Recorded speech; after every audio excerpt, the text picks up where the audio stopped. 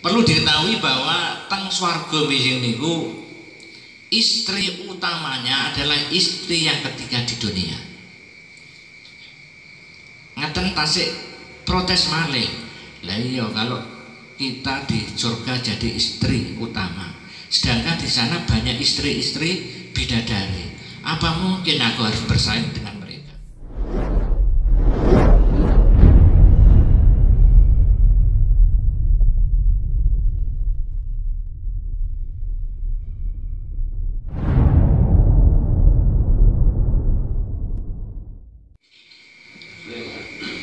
Tak diciptakan oleh Allah Subhanahu wa taala adalah sebagai panutan, sebagai tuntunan untuk setiap manusia sampai di akhir zaman, sehingga Allah sendiri juga membanggakan, juga mengalem pada Rasulullah dengan kata-kata innaka la'ala khuluqin adzim, bahwa engkau Muhammad adalah orang yang punya etika, orang yang punya pakerti yang sangat mulia. Bahkan semua manusia mengakui bahwa Rasulullah Shallallahu Alaihi Wasallam adalah sebagai panutan, dan seluruh sikap dan ucapannya bisa menjadi contoh untuk kita semua. Sebagai contoh kecil saja,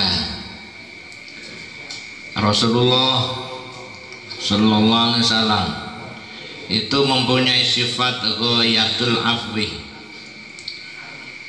orang yang paling mudah memberi maaf, orang yang paling mudah memberi ampun pada setiap orang-orang yang benar-benar melakukan kesalahan.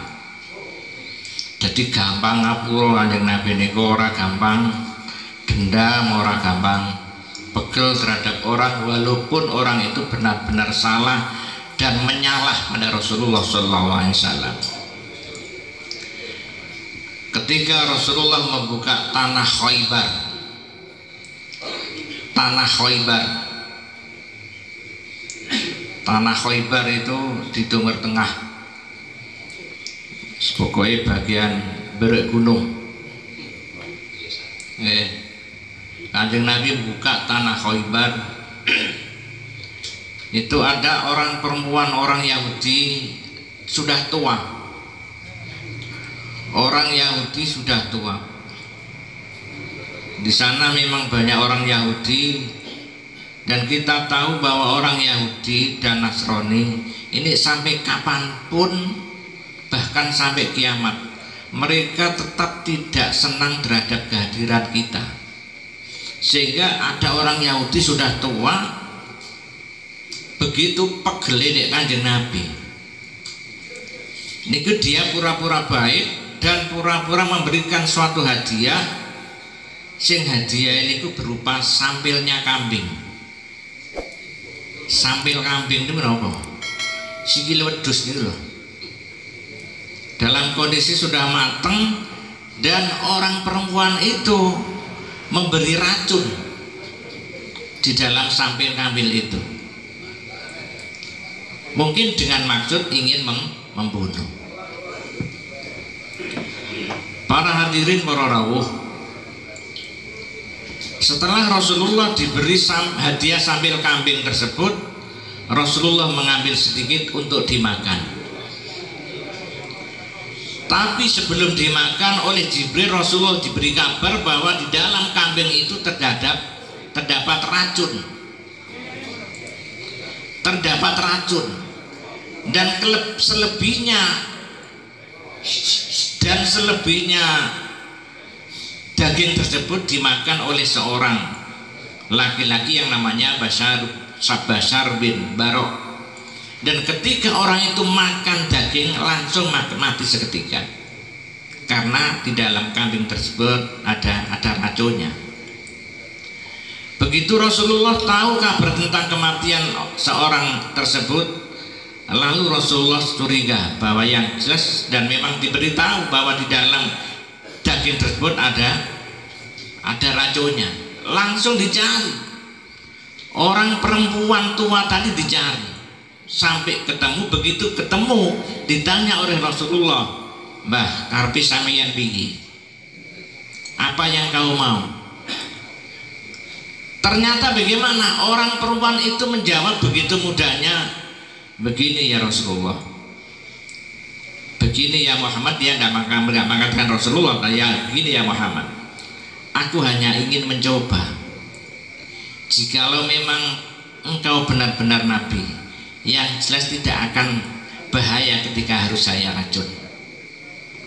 Dan jika kau bohong, maka yang jelas aku akan diberi kesenangan oleh Allah karena bisa membunuh orang yang bohong. Jawaban ini pun apa ngoten. Padahal mau membunuh, begitu ditanya oleh Rasulullah jawabannya hanya ngetes toh. Padahal ini andai kata benar-benar dimakan, yang jelas adalah mati. Kita bisa membayangkan andai kata peristiwa itu berlaku pada diri kita, kira-kira gimana sikap kita? Yang jelas ya pembalasan lebih besar daripada begitu kan. Inilah yang dilakukan oleh Rasulullah. Orang yang benar-benar nyala, orang-orang yang benar-benar tidak baik masih diampuni oleh Rasulullah. Ini salah satu diantaranya sikap beliau yang sangat hebat adalah ghayatul afi, orang yang paling mudah memberi ampun.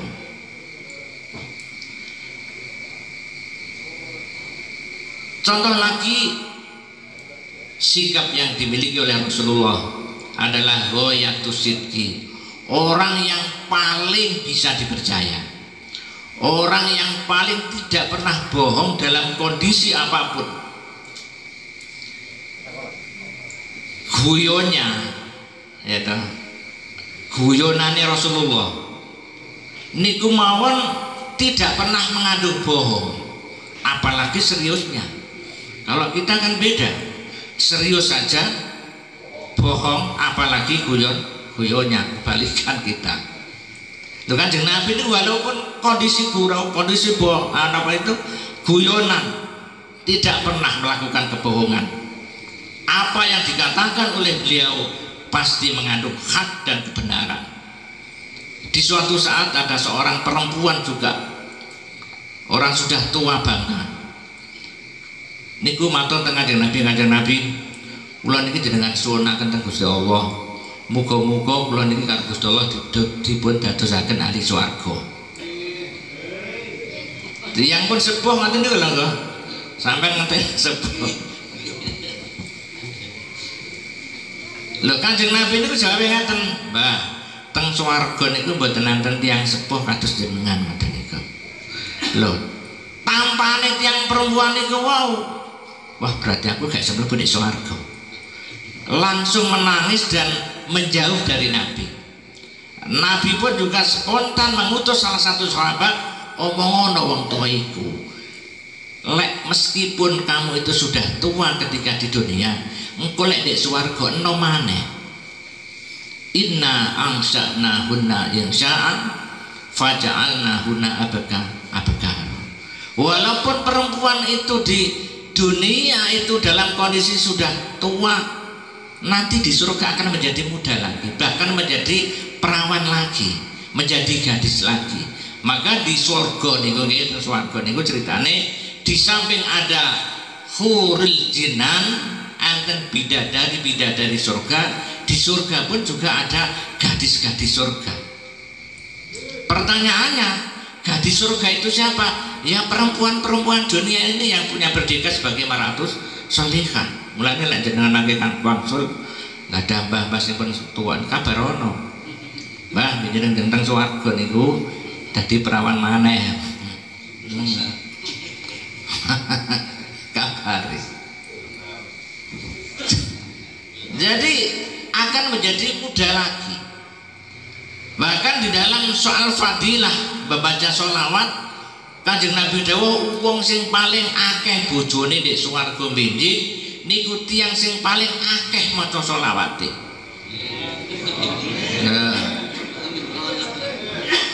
Mulane andai kata kalian punya khayalan ingin punya bini 3, kok gak ngelakon krono takwa, takok mbek sing tuwa.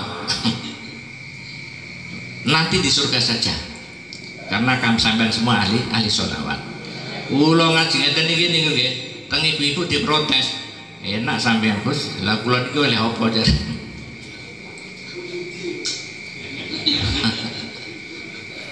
Nah. Perlu diketahui bahwa teng swarga wijing niku istri utamanya adalah istri yang ketiga di dunia. Ngaten tasik protes malih. Lah iya kalau kita di surga jadi istri utama, sedangkan di sana banyak istri-istri bidadari. Apa mungkin aku harus bersaing dengan mereka? Lo ngoten mak kasih ngoten malih. Dianggap bojone luwih seneng bidadari daripada bojone dhewe. Di swarga winjing niku istri utama tetap istri ada yang ada di dunia, dan istri yang ada di dunia ini oleh Allah akan dijadikan orang yang mungkin cantiknya akan melebihi istri yang ada di surga, termasuk bidadari. Lho napa mboten saring cemburu, saring pegel-pegelan? Lain kula ning donya niki bojo loro, bojo telu, bojo papat, bojo 5 malah semakin geger. Bojo 1 tenang, bojo loro ruwet, bojo telu malah ngeluh, bojo papat stres. Niki lek teng jolak teng swarga meskipun istrinya banyak, ndak ada istilah saling cemburu, ndak ada istilah saling pegel-pegelan, mboten enten. Karena napa? Teng swarga ini memang bukan tempatnya orang cemburu. Sebab bagaimanapun yang namanya cemburu adalah sakit. Sakit nama badan. Sampai nggak cemburu loro orang. Sakitnya di sini. Teng swarga enggak ana ceritane wong cemburu. Karena orang cemburu adalah sakit. Dan teng swarga tidak tempatnya orang sakit. Ternyata niku enten rahasiane. Nyopo wong di swarga ku masuk bojone akeh kok anteng tenang tidak ada yang cemburu. Ternyata Gusti Allah niku canggih. Soalnya napa? Maha canggih. Sebabnya napa kok gak padha rebutan kok cemburu? Soalnya ketika istri di surga itu yang satu dipegang, semuanya merasa dipegang. Ketika yang satu dicium, semuanya merasa dicium. Ketika satu semuanya merasa di. Pertanyaannya kok bisa? Ya bisa wong di paralel.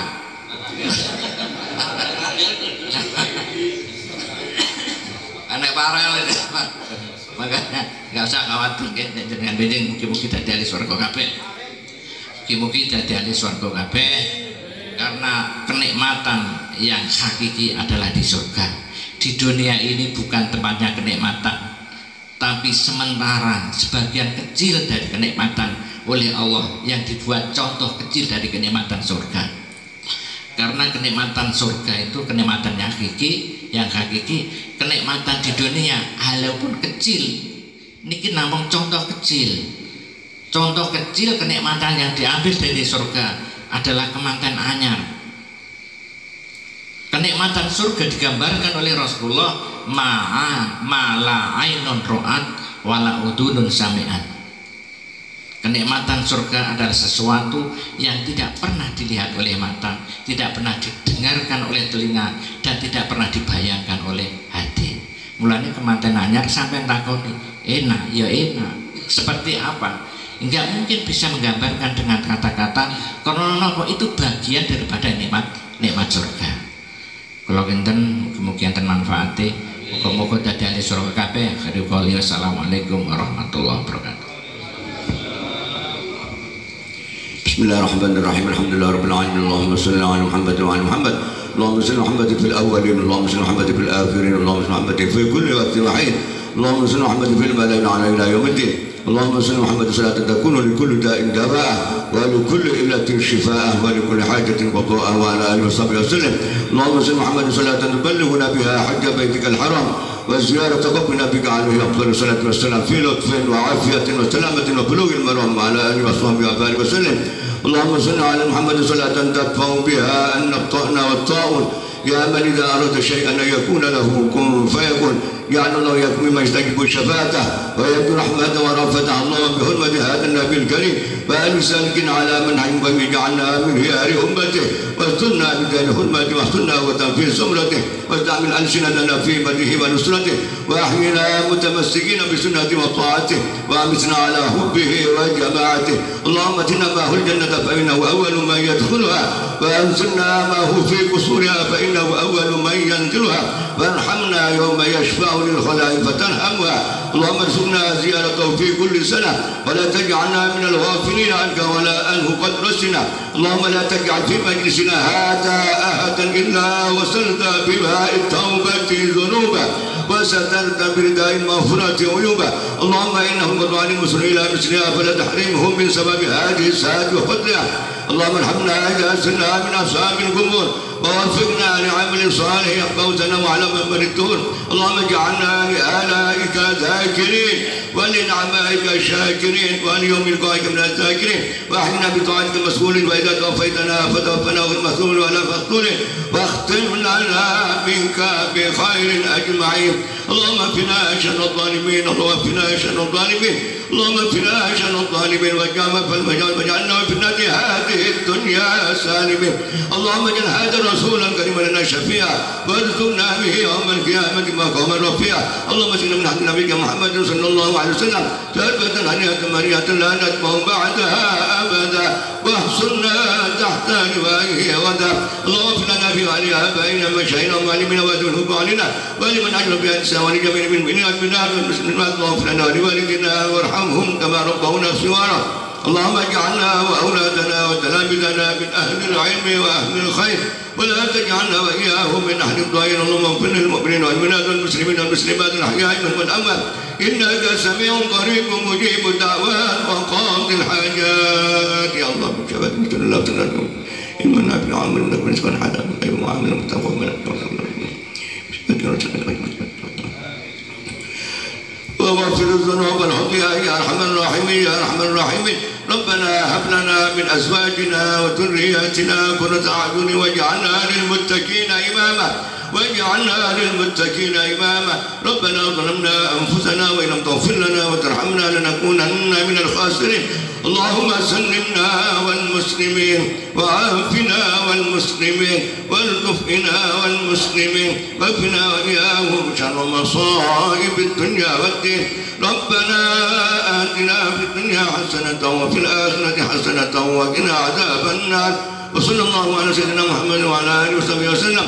سبحان ربك رب العزة عما يصفون وسلام على المرسلين والحمد لله رب العالمين. بسر الفاتحة. أعوذ بالله من الشيطان الرجيم. بسم الله الرحمن الرحيم. الحمد لله رب العالمين الرحمن الرحيم مالك يوم الدين إياك نعبد وإياك نستعين اهدنا الصراط المستقيم صراط الذين أنعمت عليهم غير المغضوب عليهم ولا الضالين.